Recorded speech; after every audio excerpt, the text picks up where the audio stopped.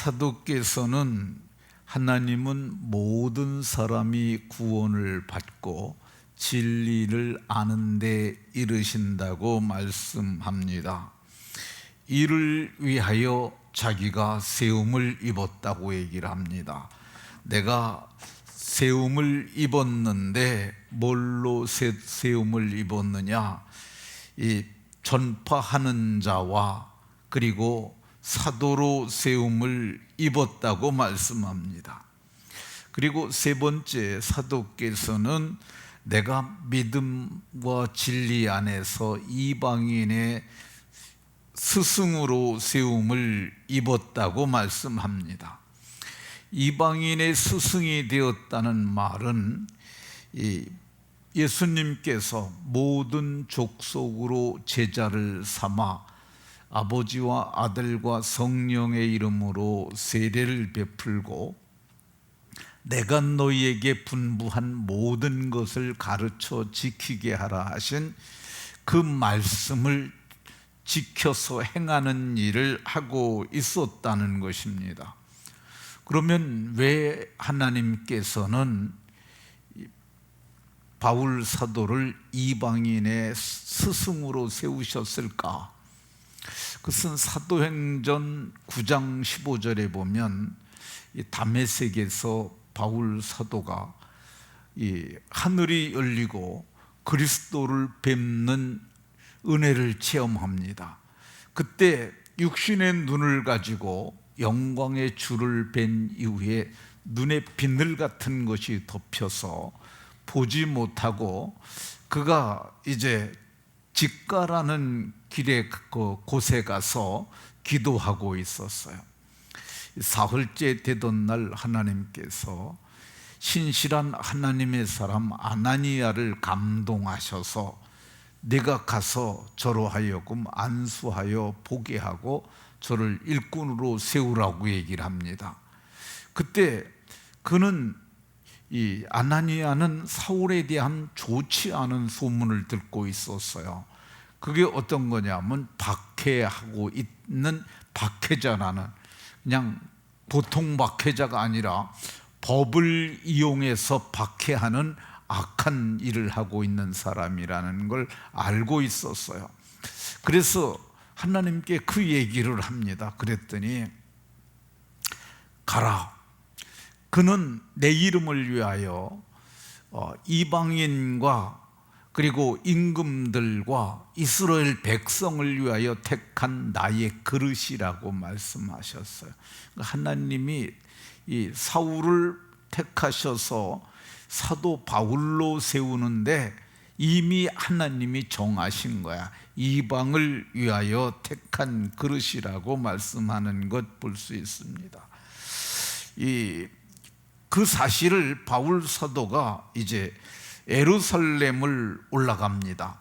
그래서 기둥같이 여기는 야고보와 게바와 요한, 이 예루살렘 교회의 아주 큰 일꾼들이죠. 그들을 만나서 교제의 악수를 하면서 그가 확연히 압니다.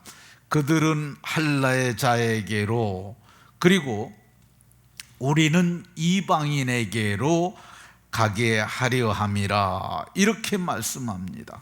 그러니까 하나님께서 미리 아시고 미리 정하시고 그들은 할례자에게로 자기는 이방인에게로 가게 하려고 하나님이 정하신 그 사실을 그들을 만나보고 더 확연하게 깨달았습니다. 왜 그러면 야고보와 요한과 게바는 할례자에게로 가고 그리고 바나바와 바울은 이방인에게로 가야 했을까? 그것은 그의 출생부터가 근본이 다릅니다. 이 사도행전 21장 39절에 보면 바울이 이르되 나는 유대인이라 소비 아닌 길리기아 다소의 시민이니, 그러니까 자기가 길리기아 다소 성에서 났다고 말씀합니다. 이 길리기아 다소가 어디냐면요, 지금은 지금은 그 투르기에라고 부르는 그러니까 이 예루살렘에서 북쪽으로 올라가 가지고 오른쪽으로 가면 지금은 이라크 메소포타미아 지역으로 가고, 왼쪽으로 가면 터키 지역으로 가는데, 왼쪽으로 가갖고 그 지중해 있는 바닷가에 있는 그 성인데 소읍이 아니라는 표현을 해요. 그러니까 적은 도시가 아니라 큰 도시라는 그런 뜻입니다. 근데 거기가 이스라엘 땅이 아니잖아요. 태어날 때부터 그는 이방인으로 태어났어요.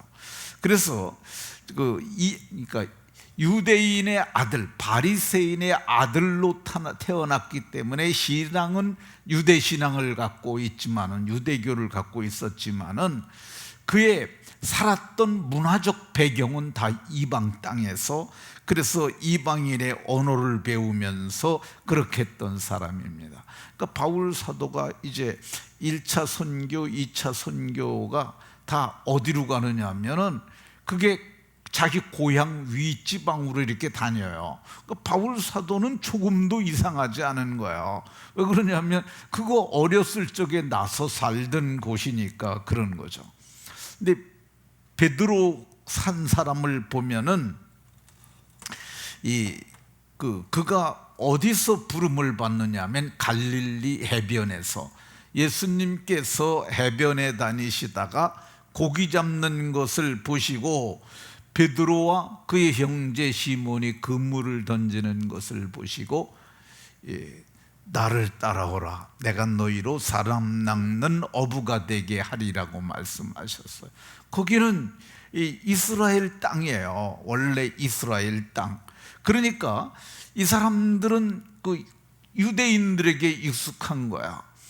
이 야고보와 요한, 안드레, 게바 이런 사람들은 이 이스라엘을 떠난 적이 없어요. 거기서 나서 거기서 자란 사람이에요. 마가복음 14장에 보면은 베드로를 보고 뭐라고 얘기를 하냐면 너도 갈릴리 사람이니, 이런 표현이 나옵니다. 그 사람들을 보고는 갈릴리 사람이라고 그래요. 바울을 보고는 다소 사람이라고 이렇게 얘기를 합니다. 그러니까 이 갈릴리에서 나서 갈릴리에서 자랐으니까 그 동네는 너무 잘 아는 거죠. 그렇지만은 다른 나라를 갈 수가 없어요. 왜 그러냐면 언어적 관계, 문화적 관계가 있었기 때문에 그렇습니다. 두 번째, 이 바울 사도는 길리기아 다소에서 나서 자랐기 때문에 헬라어를 유창하게 하는 사람이에요.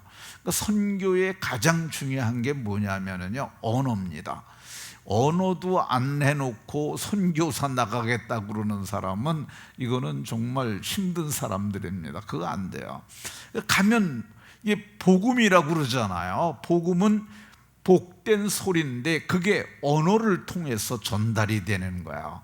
언어가 안 되면 이 복음 전달이 안 됩니다. 오늘날에는 통역이 되기도 하고, 뭐 요즘은 AI가 좀 발전을 해서 그걸 이용하면 조금 뭐 소통은 되겠지만은, 그러나 그거 가지고는 이 복음을 전하는 것은 아주 어려운 일입니다. 가장 중요한 게 언어인데, 사도행전 21장 37절을 보게 되면 천부장이 바울을 붙잡아 가지고 영내로 들어가려 할 때 이 바울이 천부장에게 이렇게 말합니다. 내가 당신에게 말할 수 있느냐? 그랬더니 그 천부장이 내가 헬라 말을 아느냐? 이렇게 얘기를 합니다. 내가 헬라 말을 아느냐? 이 말은 보통 사람들은 헬라어를 모르는 거야. 헬라어가 그 시대의 공용어였던 것은 맞아요. 그런데 지금 세계 공용어가 뭡니까? 영어잖아요. 그렇다고 우리 영어 다 할 줄 아는 사람 없잖아요. 여기 뭐 영어 할 줄 아는, 외국인 갖다 놓으면 할 수 있는 사람은 성호영 목사 하나밖에 없을 거예요. 다른 사람들은 영어 못합니다. 어려서부터 훈련되고 그랬으니까, 저 친구는 어려서부터 그 훈련을 했으니까 그게 되는 거죠.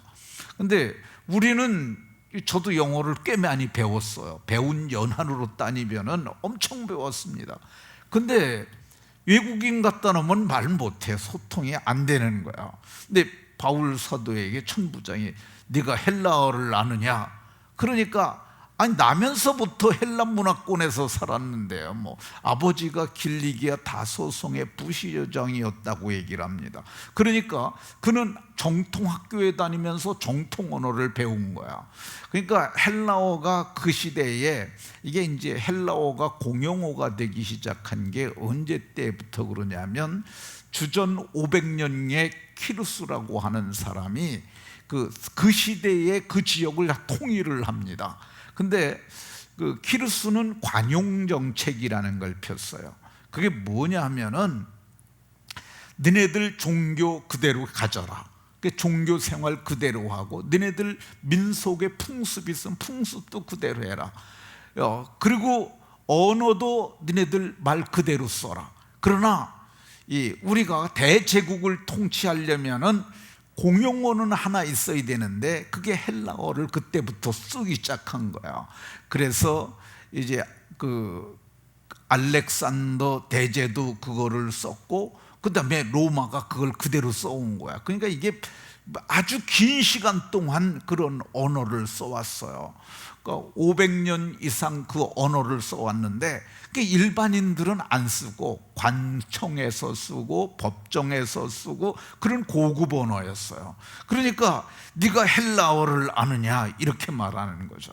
그러니까 바울 사도가 그때 내가 헬라어를 말할 수 있다고 얘기를 합니다. 그러니까 바울 사도는 그러니까 이방을 위해서 준비된 그릇이라고 이렇게 말씀하고 있는 것 볼 수가 있습니다. 말씀을 오늘 여기까지만 하겠습니다.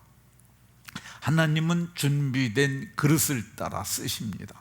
우리가 무엇을 준비하느냐, 그게 어찌 보면은 하나님의 영원하신 작정과 경륜 가운데 들어있어요. 오늘 이 바울 사도가 이방인의 스승이 되는 조건을 살펴봤는데 하나님께서 또 우리에게 다 맞게 그걸 하셨어요. 그러니까 여러분들이 내가 왜 여기에서 행전교회에서 이 일을 하는가 살펴보고 하나님의 경륜이 있구나 이렇게 생각하고 이 부르심에 합당하고 맡은 일에 충성하는 저와 여러분들이 다 되시기를 예수 그리스도의 이름으로 축원합니다.